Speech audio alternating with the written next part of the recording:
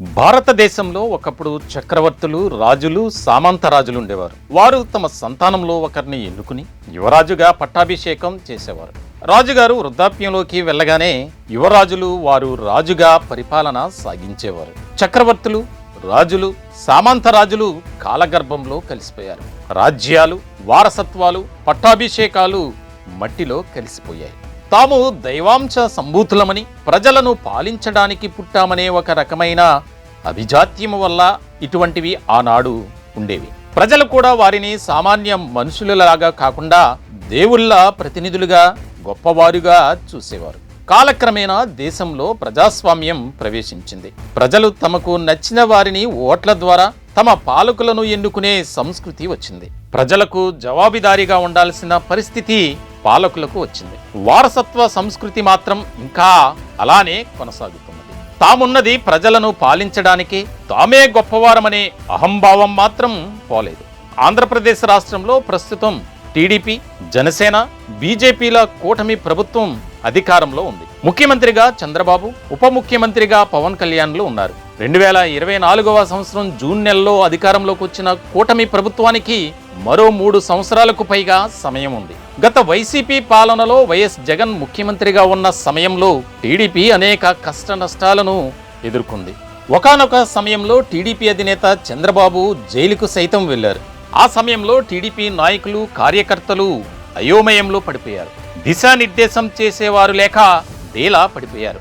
అటువంటి సమయంలో జనసేన అధ్యక్షుడు పవన్ కళ్యాణ్ ఆపద్బాంధవుడిలా చంద్రబాబు దగ్గరికి వెళ్లారు. రాజమండ్రి సెంట్రల్ జైల్లో ఉన్న చంద్రబాబును కలిసిన పవన్ కళ్యాణ్ రాబోయే ఎన్నికలలో టీడీపీ, జనసేన, బీజేపీలు కలిసి పోటీ చేస్తాయని, వైసీపీ ప్రభుత్వాన్ని కూకటి వేళ్లతో సహా పికిలించి వేస్తామని చెప్పారు. అప్పటికి అంతంత మాత్రంగా ఉన్న టీడీపీ, బీజేపీల సంబంధాలను సైతం సరిచేసి కూటమి ఏర్పడటానికి పవన్ కళ్యాణ్ చేసిన కృషి అనన్య సామాన్యమనే చెప్పాలి. జనసేన, తెలుగుదేశం కలిపి పోటీ చేయబోతున్నాయి. ఎన్నికల్లో ఖచ్చితంగా పోటీ చేయబోతున్నాయి. ఇది కష్టంగా ఉండొచ్చు.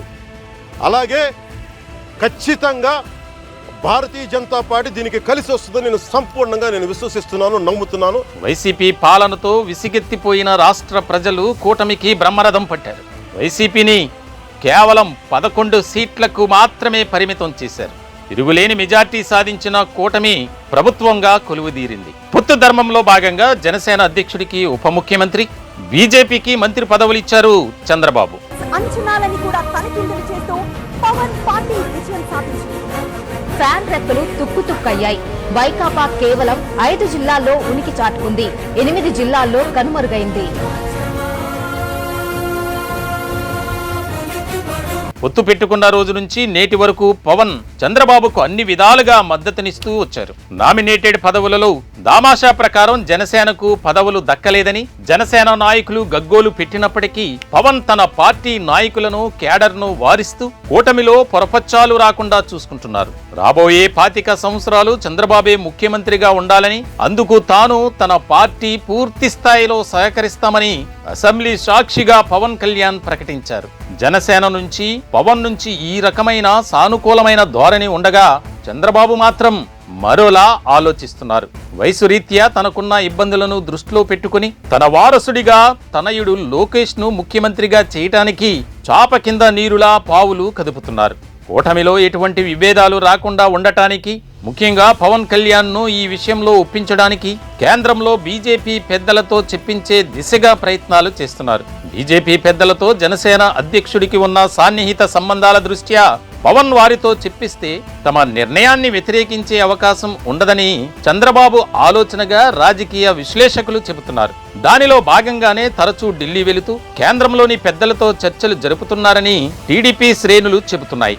లోకేష్ ను సీఎం చేయడానికి ఉగాది తరువాత ముహూర్తం పెట్టినట్లుగా కూడా టీడీపీ నాయకులు చెబుతున్నారు. టీడీపీకి వ్యవస్థాపక అధ్యక్షుడిగా కొనసాగుతూ కేంద్రంలో ఉన్నత పదవిని తీసుకోవడానికి ప్రస్తుతం ముఖ్యమంత్రి చంద్రబాబు తీవ్ర ప్రయత్నాలు చేస్తున్నట్లు తెలుస్తోంది. తద్వారా తన కుమారుడికి అధికారం అప్పజెప్పడమే కాకుండా కేంద్రంలో తాను ఉండటం వల్ల రాష్ట్రానికి అధిక స్థాయిలో నిధులు రాబట్టి రాష్ట్ర ప్రభుత్వానికి ఎలాంటి ఇబ్బందులు రాకుండా చూసుకునేందుకు వీలవుతుందని చంద్రబాబు భావిస్తున్నట్లు ఆ పార్టీ వారు చెబుతున్నారు. లోకేష్ పాలనలో రాష్ట్ర అభివృద్ధి బాగా జరిగినట్లు చూపించి రాబోయే ఎన్నికలలో కూడా కూటమి విజయం సాధించేలా చంద్రబాబు ప్రణాళికలు రచిస్తున్నారని ఆయన సన్నిహిత వర్గాలు పేర్కొంటున్నాయి. ఇప్పటికే ప్రభుత్వంలోనూ పార్టీలోనూ లోకేష్ పట్టు సాధించారు. మంత్రులందరూ లోకేష్ చుట్టూ తిరుగుతూ ఆయనను ప్రసన్నం చేసుకునేందుకు నానా తంటాలు పడుతున్నారు. అలాగే టీడీపీ సంస్థాగత ఎన్నికలలో తన అనుచర వర్గానికి పెద్దపీట వేస్తూ భవిష్యత్తులో పార్టీ పరంగా తనకెవరూ ఎదురు తిరగకుండా లోకేష్ జాగ్రత్తలు ఇప్పటికే తీసుకున్నారు. ఇక ప్రభుత్వ నామినేటెడ్ పదవులలో కూడా ఎన్టీఆర్, చంద్రబాబు సహచరులు టీడీపీలో మొదటి నుంచి ఉన్న సీనియర్ నాయకులను కాదని తన క్వార్టరీలో ఉన్న యువ నాయకులకు ఎక్కువ శాతం పదవులు లభించేలా చక్రం తిప్పడంలో కూడా లోకేష్ విజయం సాధించారని రాజకీయ పరిశీలకులు చెబుతున్నారు. యాతా పార్టీలోనూ ప్రభుత్వంలోనూ ధిక్కార స్వరం వినిపించకుండా జాగ్రత్తలు తీసుకున్నారు లోకేష్. అందుకు తెర వెనుక చంద్రబాబు ప్రోత్సాహం ఉండటం లోకేష్ కు కలిసొచ్చిన అంశం. రాష్ట్రం అత్యధిక శాతం జనాభా ఉన్న కాపు సామాజిక వర్గం తమ సామాజిక వర్గం ప్రతినిధిగా పవన్ కళ్యాణ్ ను భావించి గడిచిన ఎన్నికలలో పూర్తి స్థాయిలో మద్దతునిచ్చారు. జనసేన పోటీ చేసిన 21 సీట్లలో ఘన విజయం చేకూరేలా చేశారు. భవిష్యత్తులో కాబోయే ముఖ్యమంత్రిగా పవన్ కళ్యాణ్ ను ఆయన సామాజిక వర్గం భావిస్తుంది. అయితే ఇప్పుడు లోకేష్ ను సీఎం చేస్తే యువకుడైన లోకేష్ భవిష్యత్తులో ముఖ్యమంత్రి స్థానాన్ని పవన్ కి ఇస్తారా? పవన్ ఎప్పుడు ప్రభుత్వంలో 2వ స్థానంలోనే ఉండిపోతారా అనే ప్రశ్నలు వారిని వేధిస్తున్నాయి. పవన్ కళ్యాణ్ మాత్రం చంద్రబాబు సీఎంగా 25 ఏళ్లు ఉండాలని, అందుకు తాను సహకరిస్తానని పదే చెబుతున్నారు. కానీ ఎక్కడా లోకేష్ సీఎం అవ్వాలని కానీ, సీఎం అయితే సహకరిస్తానని కానీ చెప్పడం లేదు.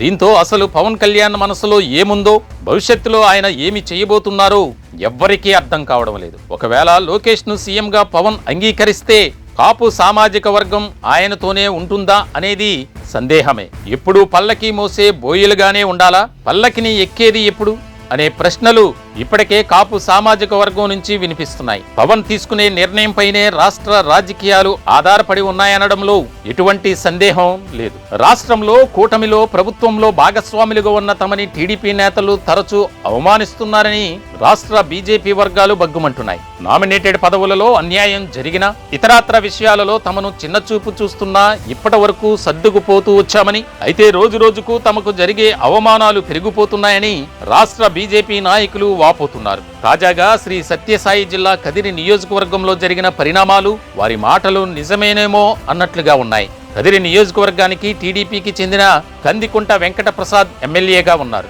అదే నియోజకవర్గంలో ఉంటున్న బీజేపీ జాతీయ కౌన్సిల్ సభ్యుడు విష్ణువర్ధన్ రెడ్డితో ఎమ్మెల్యేకు ఉన్న విభేదాలు తారాస్థాయికి చేరుకున్నాయి. బీజేపీ టీడీపీలు కదిరి నియోజకవర్గంలో ఆధిపత్య పోరుపై తెరలేపాయి. కదిరిలో లక్ష్మీ నరసింహస్వామి రథోత్సవంలో బీజేపీ నేత విష్ణువర్ధన్ రెడ్డిని పాల్గొనకుండా ఎమ్మెల్యే వెంకట ప్రసాద్ అడ్డుకున్నారు. విష్ణువర్ధన్ రెడ్డి రథోత్సవంలో కనబడితే మీ అంతు చూస్తానంటూ పోలీసులను సైతం ఎమ్మెల్యే బెదిరించారు.